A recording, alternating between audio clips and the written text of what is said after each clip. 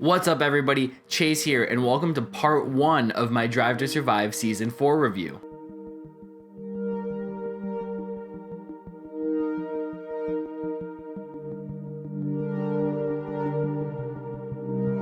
You might be wondering, why am I breaking this up into 2 parts? Well, it worked out really well. There's 10 episodes, 5 episodes each episode, and with every episode being about 45 minutes and 35 if you put it on 1.25 speed so you can still enjoy it, it still takes quite a while to get through.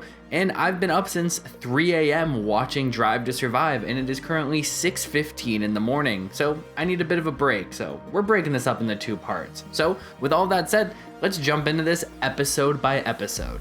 Alright, well, let's just start with some key facts out of the way first. Episode 1 is titled Clash of the Titans. The focus of the episode is the intro to Formula 1 for new fans, the preseason build-up, a bit of a recap of last season, and the first race of the season mainly from the Red Bull perspective. The drivers featured are mainly Lewis Hamilton, and the team managers are Toto Wolff and Christian Horner.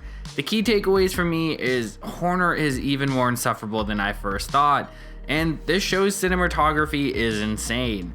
Total rating for this one is 7 out of 10. It's a good setup for the season. Now, let's dive a little bit deeper into it. Alright, episode 1. Really not a lot to say about this one. It was really just an intro into the season, a bit of a recap of last season, and an intro for new fans. This episode had to do a lot of things, and I think it did them all right. Again, as a fan of the show, a fan of Formula 1, and somebody who watched every single race last year, it's a lot of stuff I already know, and I want to get more into the nitty gritty, but I do understand that a show needs an intro. So there's not a whole lot to say about it. It was a good episode because the cinematography in Drive to Survive is unmatched. It's a great show for that alone, especially if you're a fan of the sport. If you don't like what they do or whatever, watch it for the cinematography alone. So that's all I really have to say about episode 1.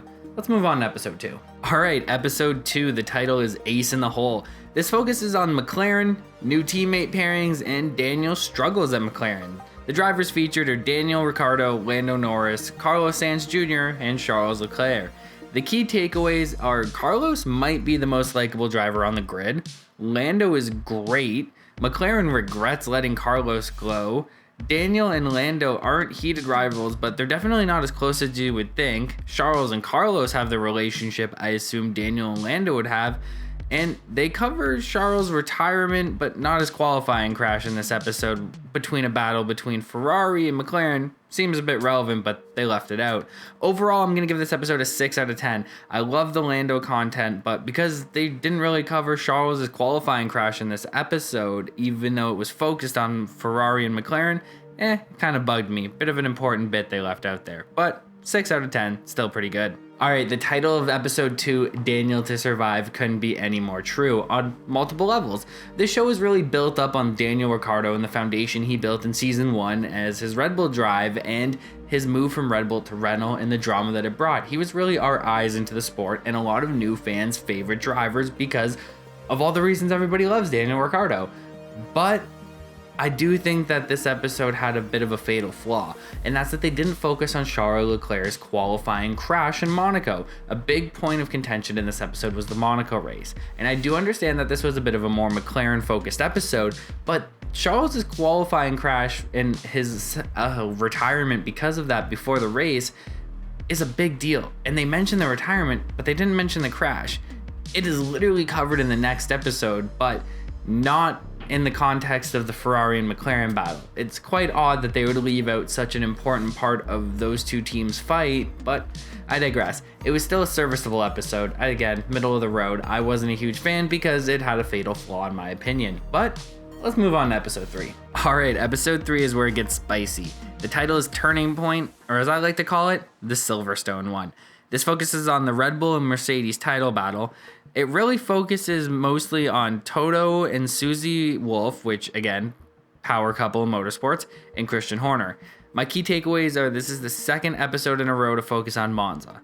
Monza is the crown jewel of F1, but it's a quite boring race to be honest. And this is the one where they covered Charles' crash as it affected Max, but not in the battle between McLaren and Ferrari. Didn't make sense. And Toto and Susie Wolff are the go-to motorsport couples. Overall, I'm going to give this one an 8 out of 10. Max's aggression is known around the paddock. Horner is a Karen, and if Merck didn't win so much over the last 10 years, I think everybody would hate Red Bull.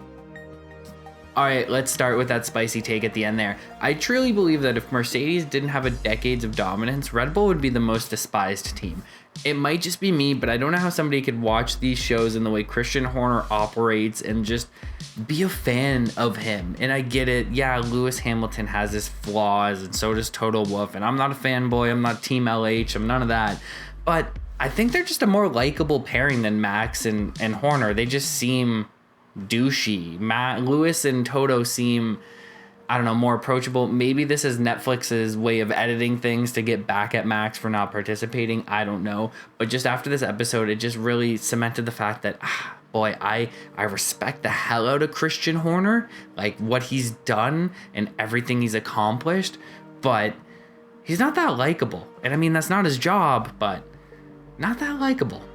All right, a very sleep-deprived Chase popping in here just to say, if you like what I'm doing, please hit that like and subscribe button. It was not easy to wake up at 3 a.m. to start reviewing these videos, so I'd appreciate it if you hit that sub button. I'm trying to get to 1,000 by the end of the year. Thank you so much, and let's hop right back into this review. All right, moving on to episode 4.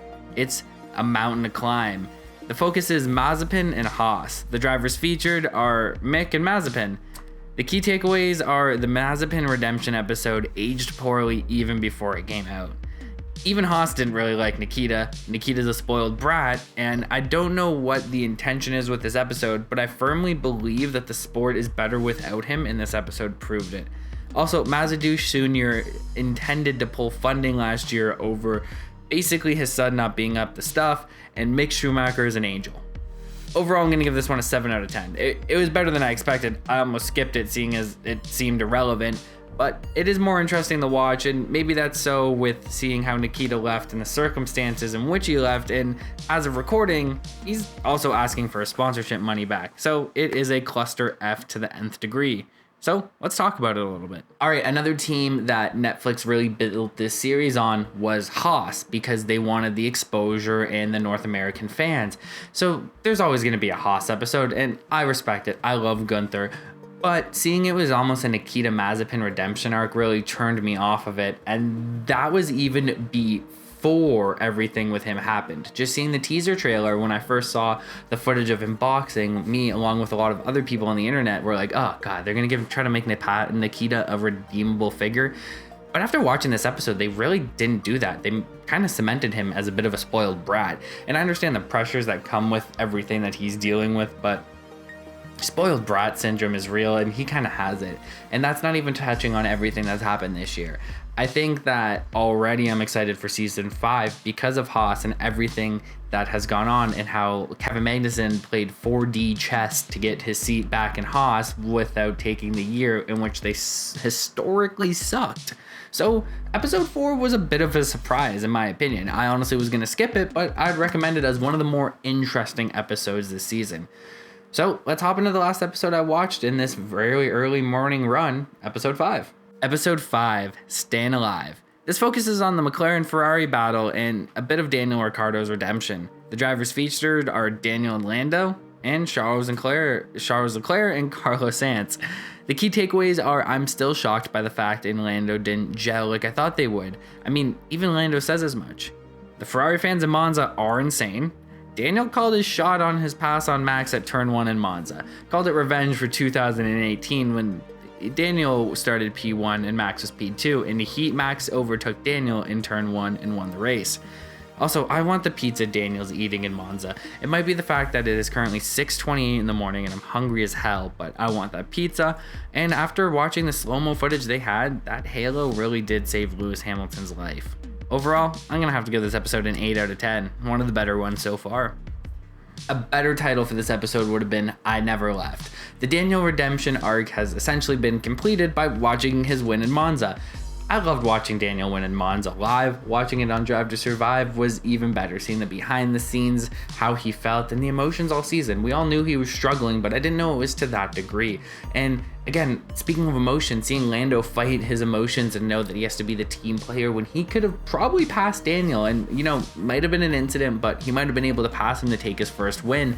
But it really shows the growth and maturity in the young driver in Lando Norris. So it was a great episode overall. I really enjoyed it. It was a bit dragged out. I don't think Monza needed its whole own episode, but I understand for everything that Daniel Ricciardo did for the series, the way they would build him up and give him his own episode. I totally get it. Daniel's a great media personality. So it led to one of the better episodes all season, and at the halfway point, it's probably the best one so far. Alright, well, those are my opinions on the first 5 episodes of Drive to Survive. I'm sorry if my words have been slurry or if I have looked crazy or half asleep. It's currently 6:29 a.m. and I am running on very little sleep. Woke up at 3 a.m. to start watching these and reviewing them. So I would love to know what you guys thought of the first 5 episodes in the comment section down below. While you're there, make sure to feed the YouTube algorithm gods by hitting that like button. If you're new here, hit that subscribe button, ring the bell for notifications. Make sure to check back for part 2 of my review coming probably tomorrow once I get a little bit of sleep, watch these next 5 episodes, and do it all over again. As always, I've been your host, Chase. Thank you so much for your time and watching this video, and I'll see you later.